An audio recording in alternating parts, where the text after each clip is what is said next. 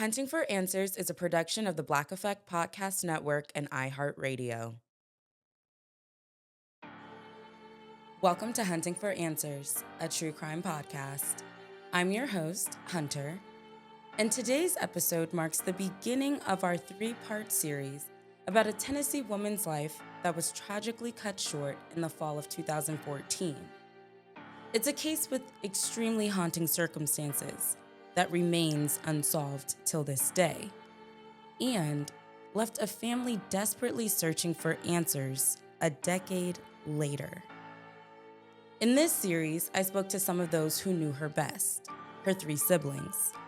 Their memories paint a picture of a vibrant life, even as they continue searching for the truth behind its sudden end. This is the story of Nina Cook. In October 2014, a woman's remains were discovered in an abandoned church building in Whitehaven, a town nestled in Memphis, Tennessee. Through dental records and a recognizable surgical rod in her leg, the remains were identified as 28-year-old Nina Cook, a vibrant young woman with budding dreams and ambitions. She did pageants, obtained her real estate license, even began her own trucking company. A dedicated, loving sister, the type to never miss sending a birthday card, and a second mother to her younger siblings, was suddenly gone, her whereabouts unknown for months. But before we dive into the timeline and circumstances surrounding Nina's untimely death, we must first understand who she was and the profound impact she had on those around her. Nina grew up in Memphis with her siblings. While each had different relationships with her, they all shared one common thread: Nina's deep love for her family. Her older sister, Lydia, remembers her childhood made so much brighter because of Nina. So I would say that my relationship with my sister growing up, my childhood was so much better because she was in it. We spent a lot of time together in Memphis, but I think the most memorable times were when my dad would come and get both of us and we would travel together. So riding in the back seat of the car, getting in trouble for giggling too much the whole way, the road trips that we would take, whether it was to Florida or Kentucky, um, putting on our makeup together in the bathroom, taking too long when my dad wanted us to get ready really fast, making fun of the fact that he kept making us eat wheat bread. We had tons of inside jokes, and we were always getting in trouble together because we could not stop laughing. The bond between these sisters was evident to anyone who saw them together. Nina was a very affectionate person and never shy about showing love to those who meant a lot to her. I loved how affectionate she was. She was always holding my hand, always calling me boo, rubbing my face, wanting to do my hair. So we have tons of pictures and memories together where we're walking through the mall, we're at the park, no matter where we were captured holding hands from the back. So we were just like two peas in a pod. One memory Lydia shared with Nina took place at a Kentucky park. One of the funniest moments we had was we were trying to get away from dad at this park. It's a huge park in Kentucky that he would always take us to. And so we convinced him to pay for us to get on the paddle boats. So we're on the paddle boats, right? And we were young, we were teenagers. We get on the paddle boat, and dad's like, you have X amount of time to be on these paddle boats and make sure you're back over here. We were like, okay, yeah, yeah, yeah. So we get on the paddle boats and we went with the intention of taking a long time to just really, share with one another and kind of make dad a little mad. But we got stuck. We were tired and we got stuck in the middle of the lake. Uh, so we took much longer than we originally expected. But we were laughing so hard we could not get up enough strength to move the paddle boat to the other side, and we thought we were gonna have to call for help. Those seemingly small moments, like running off in a paddle boat with your sister, have become some of the most treasured memories that Lydia has held close. While Lydia experienced Nina as a sister and best friend, Nina's younger siblings, Kenya and Chris, knew a different side of her. After their mother passed away, Nina stepped into more of a parental role. Kenya says, Having her as an older sister was great. She did a lot for me. Um, I think for me, and I can't speak for Chris, but like I'm hearing Amanda talk about all the hand holding and the lovey dovey stuff, and I think for us, we had her more as a parental figure. So it was like she was kind of more a mom figure to us. So we didn't really get a whole lot of the the hand holding and all that because my mom passed away. I think I was 17.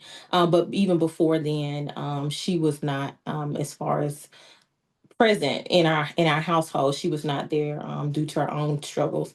So she definitely took on that role of making sure we had what we needed, clothes, and making sure we had what we needed for school, and just trying to support us in any way she could, showing up for stuff for school, helping us buy clothes, supporting us through for me through college, helping with prom, things like that. Just being there, to talk to, fussing at me, like Amanda said. for Chris, who was much younger, Nina was everything. Christmas was particularly special with her around. He remembers how she always embodied the spirit of the season. Ooh. So, what was my relationship like with my big sister?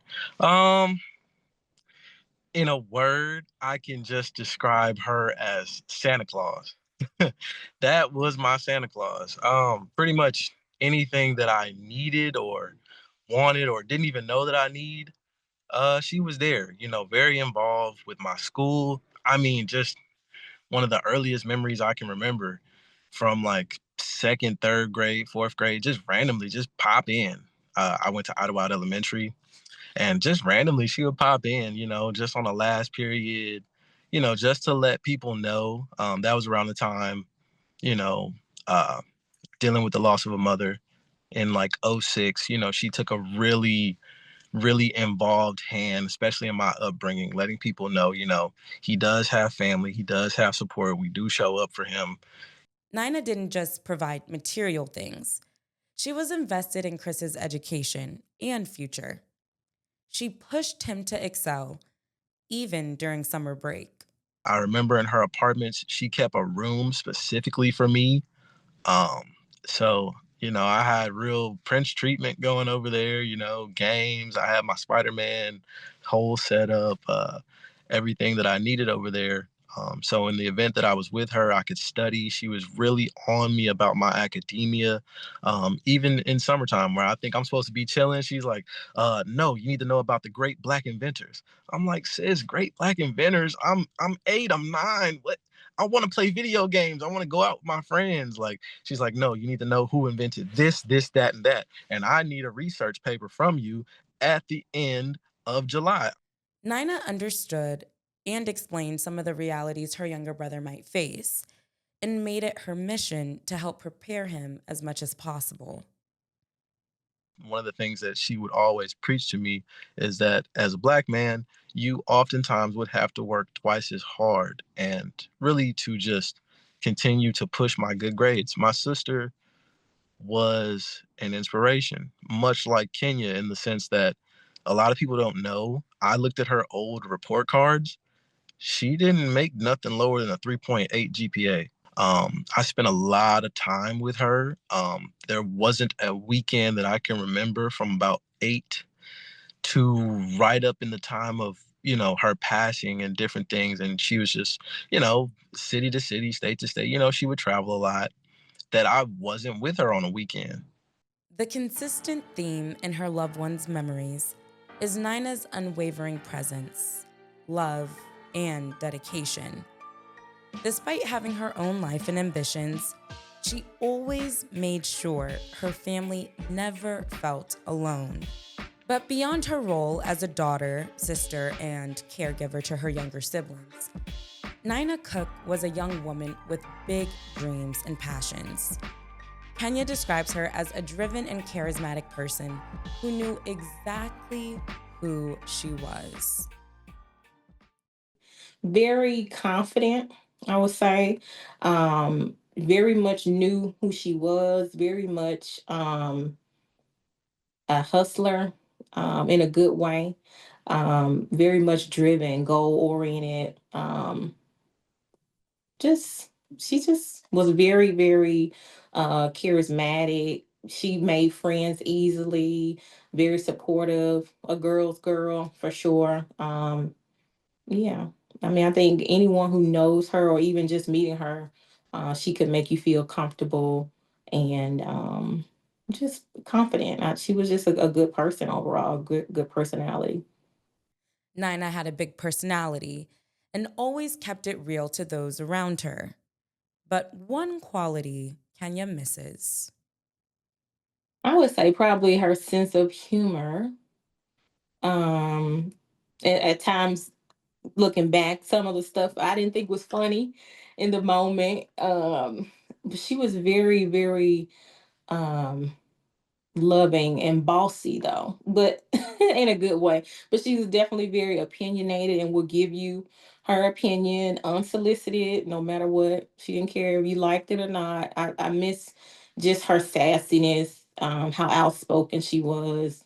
And just you knew it was coming from a good place, even if the delivery wasn't the sweetest or softest. She was very, very outspoken and a blunt person.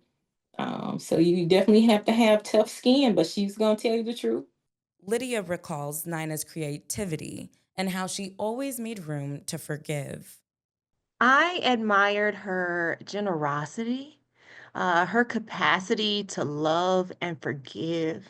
She was very forgiving. She had a really big heart, but also her tenacity and her drive. She was super driven, very creative. It was really important to her to take care of everyone around her, especially her siblings. Like she loved us. Sometimes she would try to act like the big sister to me. She was the big sister to Chris and Kenya. Sometimes she would try to tell me, what I needed to do and how I need to live my life and how you're gonna raise these kids and make sure you love on them enough. And uh, she was, she's very fierce. But her capacity to forgive and love and her generosity is probably what sticks out the most. Something Kenya believes many people might have overlooked about Nina. Just her good intentions. She wanted to do a lot. She had a lot of goals and ideas and dreams, wanting to own her own trucking company. I don't think many people know that. She had started to develop a trucking company called Stratosphere Carriers, and she wanted to be a freight broker. I think a lot of people probably don't know how smart and intelligent she was because she's very beautiful. And so people will probably look at her and automatically assume, superficial things. They didn't know that she's very intelligent and very smart and very a lot of business savvy and just very much about, development and growth. So I think that gets overlooked. Nina's interests weren't only limited to business, however. Chris reveals a side of his sister that few might have known about. The love of basketball. I don't think many people realize that she was an avid basketball fan. Even if she couldn't play, she loved the game. One of the first stories that she told me about was about a little known guy named Michael Jordan. So he played for the Chicago Bulls, and she would tell me, she was like, man, Chris, like, bedtime stories. Jordan used to fly through the air. And I'm talking about, what you mean? It says fly. It's like, no, he would float so high. And I'm thinking, like, literally, this guy's flying through the air. The infamous free throw line dunk, I don't know, y'all can look it up on YouTube, where the Jordan logo was formed. She loved that memory of Michael Jordan. So I don't think many people realize how much of a sports fan she was. This picture, painted by Nina's siblings, reveals a multifaceted woman, nurturing yet ambitious, beautiful yet intelligent, strict yet loving, and direct yet forgiving. With all of these recollections, it's almost impossible not to imagine Nina's future. She had ambition, drive, and her desire to build something substantial. Like most, she had a vision for her future. But what happened to derail that future? And most importantly, who is responsible for her death and why? But her capacity to forgive and love and her generosity is probably what sticks out the most. The qualities that made Nina special, her generosity, her forgiveness, her trust, may have also made her vulnerable. But we're getting ahead of ourselves. For now, we need to understand that Nina Cook wasn't just another statistic. She was a woman who left an impact on everyone around her. She would give you the shirt off her back. She was such a giving and caring person. There would be times randomly where she would just come check in on me, Kenya, my grandmother, just dropping money off, dropping so much money off. In fact, that, she would just give it all out to her family. Just such a giving, caring person about her family. Her family was really her world. In part 2 of this series, we'll dive into the circumstances surrounding Nina's initial disappearance, those last conversations with loved ones, and a horrifying discovery that led to a years-long investigation. Anyone with information regarding Nina Cook's case should contact the Memphis Police Department. Their number can be found in the description box below. As we close out this episode, don't forget to hit the follow button to stay updated on this case and others like it. Subscribe to Hunting for Answers on YouTube to watch the visuals to this episode, and follow us on Instagram and TikTok for more true crime updates. And if you enjoyed this episode, leave us a 5-star rating. Thank you so much for joining us on another episode. Until next time.